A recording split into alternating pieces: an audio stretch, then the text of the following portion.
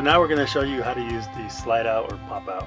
So what you want to do is make sure your parking brake is engaged, and then as a safety feature you have to turn the key into auxiliary, which is 2 clicks to the right, and then you go back to the main panel and you're going to hit slide room out. You're going to press and hold and you'll start seeing the slide come in and out. Now, one important thing to note is please make sure that there's nothing stored on the side of the frame of the pop out or overhead. Slide room out.